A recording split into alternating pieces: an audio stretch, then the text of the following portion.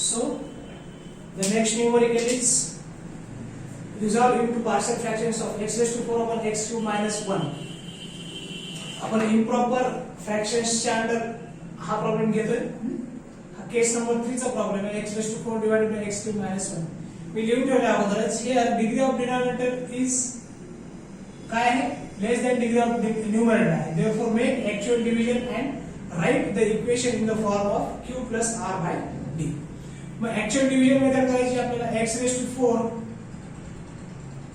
Hole divided by x cube minus 1. कशाने multiply करणार आहे आपल्याला x ने. x into x raised to 3 x raised to 4 x into minus 1 minus x. so sign change करा, subtraction करायचे minus plus. so this will get cancelled and remainder will be x. quotient is also x and divisor is also divisor is x cube minus 1. आता याला काय लिहायचं? write this. so x raised to 4 divided by x cube minus 1 ला काय लिहिणार आहे मी? q plus r by d is equal to q काय x plus r काय x divided by x cube minus 1. बरोबर आहे. कॉल दिस एज इक्वेशन नंबर 1 किंवा असं लिहितो मी x raised to 4 divided by x cube minus 1 is equal to x plus x upon x cube minus 1. call this as equation number 1.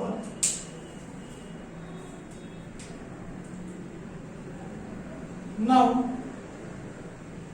consider term x upon x cube minus 1 in equation number 1. so x upon x cube minus 1 इथे काय degree of denominator is less than numerator, therefore can be resolved into partial fractions. पण आपल्याला algebra मध्ये एक formula आहे a cube इथे लिहितो मी a cube minus b cube is equal to काय असतं a minus b in the bracket a square plus ab plus b square. ठीक आहे. मग इथे काय म्हणजे याचे जर फॅक्टर पाडायचे असतील मला लेफ्ट हँड साइडचे x divided by x cube minus 1 is equal to x divided by a minus b. a इथे काय x आहे आणि b काय 1 आहे. a minus b in the bracket a square plus ab plus b square 1 चा square 1x x. ठीक आहे.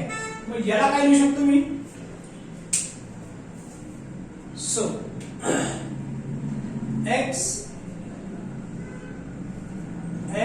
Upon x cube minus 1 चे फॅक्टर पाडले आपण ते फॅक्टर्स लिहतो मी direct x divided by x minus 1 x square plus x plus याला काय म्हणू शकतो मी a divided by x minus 1 plus bx plus c divided by x square plus x plus 1.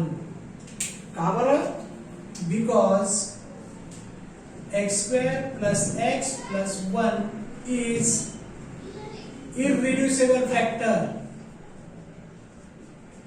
therefore solve by case 3.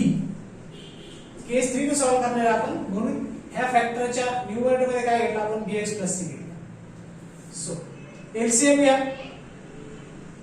LCM घेतल्यानंतर काय होणार आहे x divided by x minus 1 x square plus x plus 1 is equal to a in the bracket x square plus x plus 1 plus bx plus c in the bracket x minus 1 divided by x minus 1 आणि x square plus x plus 1 हा LCM काय होणार आहे cancel होणारच आहे. ठीक आहे, left hand साइडला आणि राइट हँड साइडला डिनोमिनेटर सेम आहे, so we can cancel. So मग आता काय टू फाइंड ए बी आणि सी. केस 3 चा प्रॉब्लेम मध्ये कन्वर्ट झाला हा. ठीक आहे, म्हणजे एबीसी फाइंड करणार आहे आपण. पहिली काय पुट करणार आहे, put x is equal to 1. ही टर्म जर 0 ठेवली तर x इक्वल टू 1 पुट करणार आहे आपण कुठे, इक्वेशन नंबर. अच्छा, इथे काय शिल्लक राहिलं ते लिहून टाकू आपण.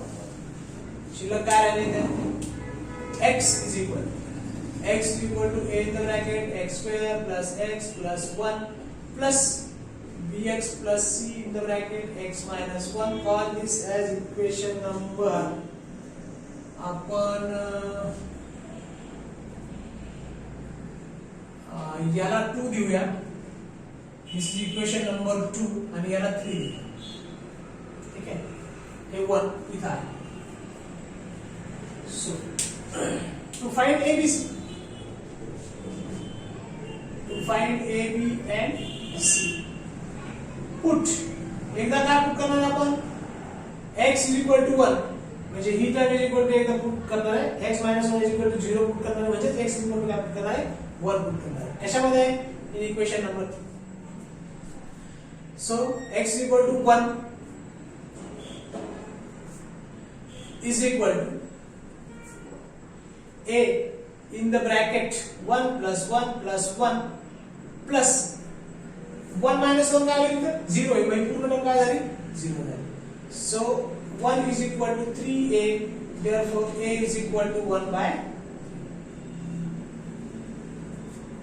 ठीक आहे, नंतर काय पुट करणार आहे, put x is equal to 0 in equation number 3. केस 3 चे प्रॉब्लेम सॉल्व करताना आपण सेकंड जो फॅक्टर होता किंवा सेकंड व्हॅल्यू जी होती ती x इक्वल टू 0 ठेवायचं, त्या पद्धतीने इथं x इक्वल टू 0 ठेवलाय. ठीक आहे,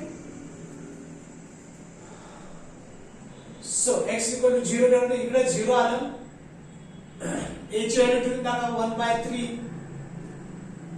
0 plus 0 plus 0, 0 plus 0 plus 1 is 1 plus b 0 झाला, फक्त c शिल्लक राहिला, इथं राहिलं -1. So -1 by 3 is equal to minus c. c is equal to 1 by. आता c फाइंड केला, c फाइंड केला, a फाइंड केला, b फाइंड करण्यासाठी आपण काय पुट करणार आहे, put x is equal to any value other than x is equal to 0 on and or x is equal to 1. आपण -1 ठेवू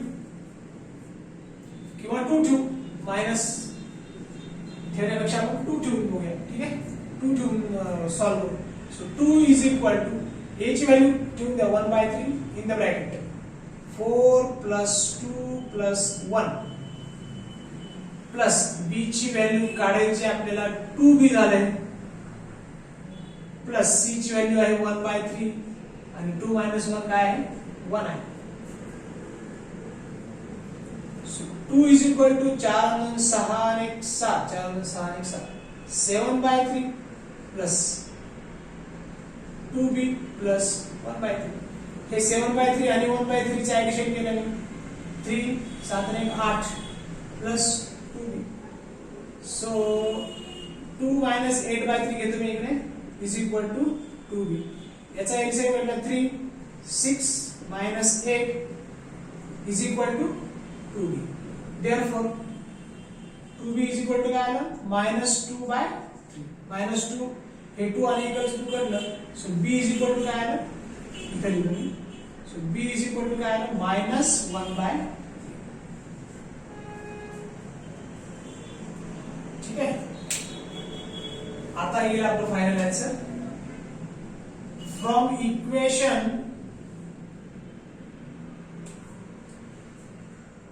1 and 2, from equation 1 and 2 काय लिहिणार आहे आपण फ्रॉम इक्वेशन 1 and 2. 1 नुसार असं लिहून टाकू आपण x raised to 4 divided by x cube minus 1 is equal to इथं काय x plus x divided by x cube minus 1 ला काय लिहिले आपण x divided by x cube minus 1 ला काय लिहिले a म्हणजे x ने वाढून घेतो मी divided by x minus 1 plus bx plus c divided by x square plus x plus 1. This is equal to x plus a ची व्हॅल्यू ठेवून द्या 1 upon 3 in the bracket x minus 1 plus b ची value ठेवून द्या minus 1 by 3 x plus c ची value ठेवून द्या 1 by 3 whole divided by x square plus x plus 1. This can be your final answer. किंवा आपण 1 by 3 जर common घेतले न्यूमरेटर मधून तर इथे 1 by 3 येईल मध्ये minus x plus 1 राहील आणि परत ह्या दोघांमधूनही 1 by 3 आपण कॉमन घेऊ शकतो this bracket this term and this term. त्यापेक्षा आपण असं ठेवलं तरी this can be your final answer. So we have resolved into partial fractions. Now write down